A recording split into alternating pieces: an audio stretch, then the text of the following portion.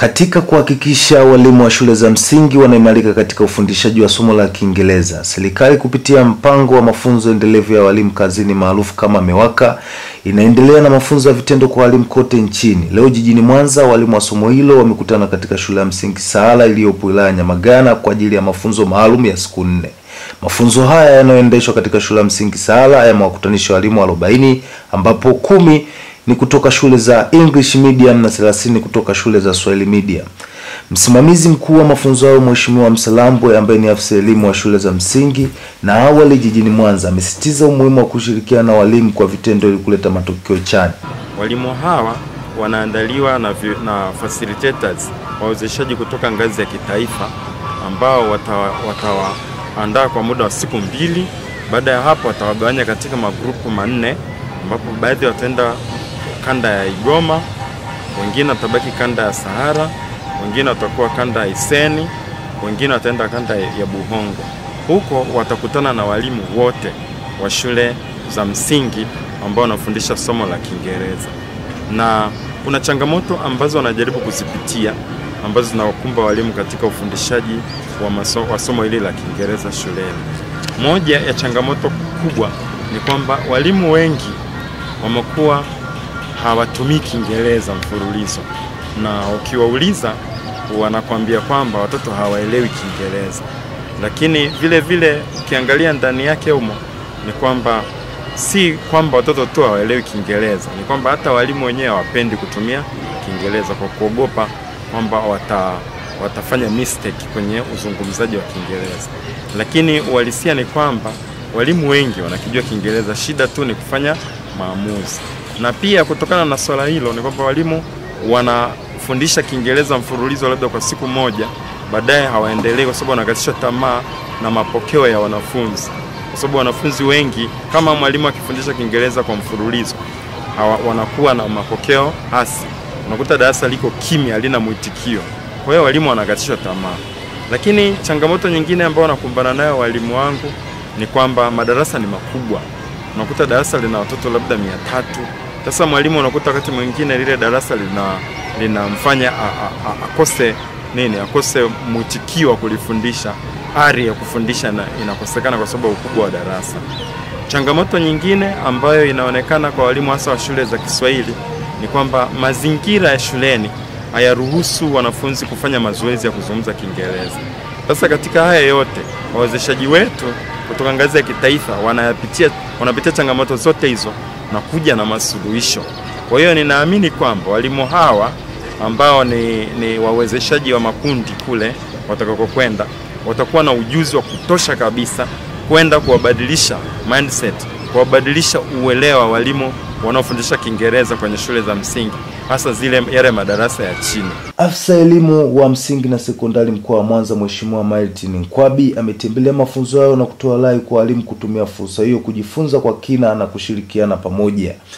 Nitoe shukrani sana kwa halmashauri ya jiji la Mwanza kwa kuona umuhimu wa kuwapa uwezo walimu wa kufundisha walimu wenzao kuboresha ufundishaji wao kwenye somo la Kiingereza. Kiingereza ni changamoto kubwa. Ukiangalia ufaulu wetu kwenye eneo la somo la Kiingereza, kusema kweli ndio somo ambalo tunafanya vibaya. Na katika mazingira ambayo unafanya vibaya mwaka wa kwanza, mwaka wa pili, lazima utafute dawa. Kwa hiyo kuwafundisha walimu ndio kufundisha wanafunzi. Ikitokea walimu wakafanikiwa kuwa mahiri kwenye ufundishaji wa Kiingereza, watafanikisha ujifunzaji wa Kiingereza kwa watoto.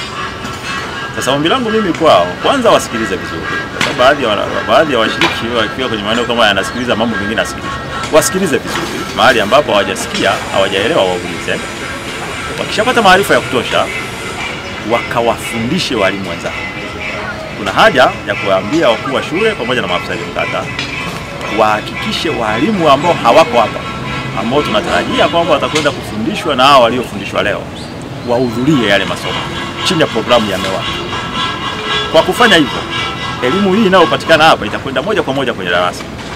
Kama hawa hawatawafundisha walimu wale ambao hawako hapa, maana elimu hii haitaingia darasani, itabaki kwenye vichwa vya hao wataalamu. wajibu pekee ni lazima tuweke uwiano kati ya hao waliokuja na management za shule na kata, ili kuhakikisha haya yaliyofundishwa hapa yanafundishwa kwa walimu ambao hawakuhudhuria mafunzo. Na kwa kufanya hivyo, mafunzo haya yatawafikia wanafunzi. Nimejifunza vitu mbalimbali kwa kutumia lugha ya Kiingereza. Nimejifunza technique, strategies za kuwezesha watoto wetu.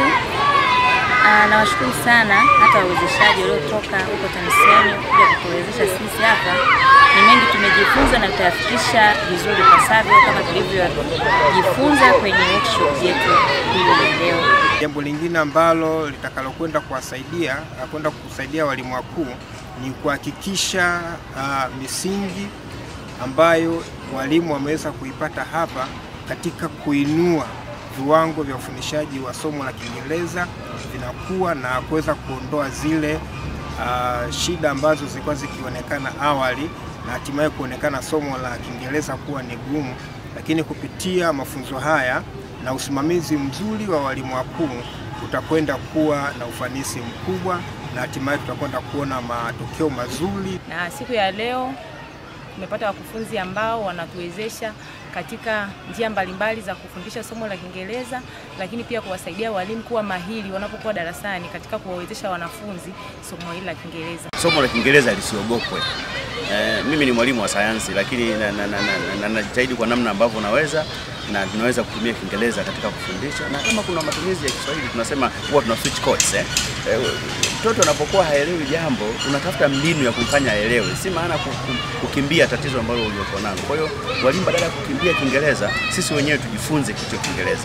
Lakini cha pili tu practice hicho Kiingereza. Unajua practice makes perfect.